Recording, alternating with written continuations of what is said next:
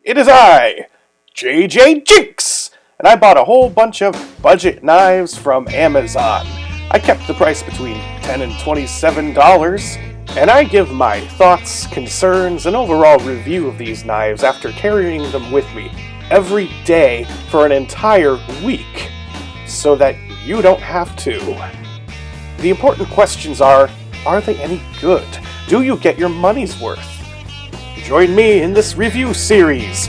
This is JJJinks Truck Stop Knives! Episode 9, Higo no Kami, $13. Okay, here we go. Well, I actually have done an entire video on this knife. This is the Japanese Higo no Kami, so I'll spare you the history and the various things that I've already talked about in that other video. And this is the number 7 that refers to the size of the knife. The handle is a parkerized black satin finish.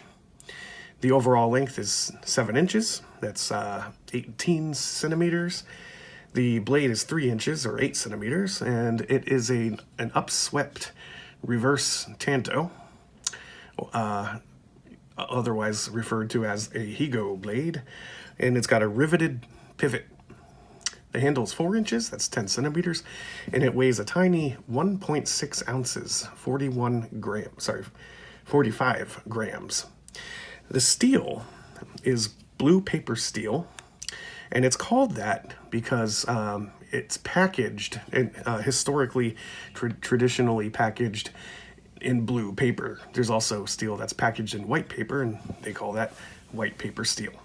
It's a composite type of steel, so if you look at the edge closely, you'll see that there's a little bit of a discoloration right up there at the edge. Not very easy to see. There's like a seam there, and that's where two different steels are put together. So you have a harder steel for the edge, and then a softer steel for the rest of it. The scales, folded brass, and there's a variety of finishes available. Now, a genuine Higo no Kami will come with these Japanese characters on the handle, and also Japanese characters stamped into the blade. So if you go to Amazon and you go to their store, you'll see in the comments that there are people who get counterfeit knockoff ones. I don't know if that's, I don't know the full story there, but they usually are missing the stamping on the blade. There is no clip, so when I carried it, it went into my 5th pocket in my jeans. And it's small enough to do that. Here's what I like about it. I like the classic look.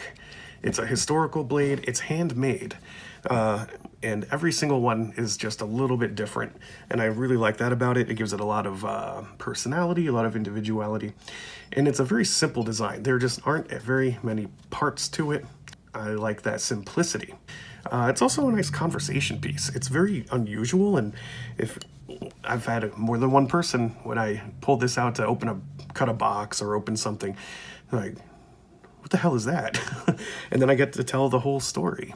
And that's usually like, wow, that's really cool. I like that. And it's cheap. They don't charge a lot of money for these at all.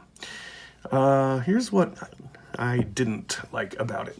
It's not stainless steel.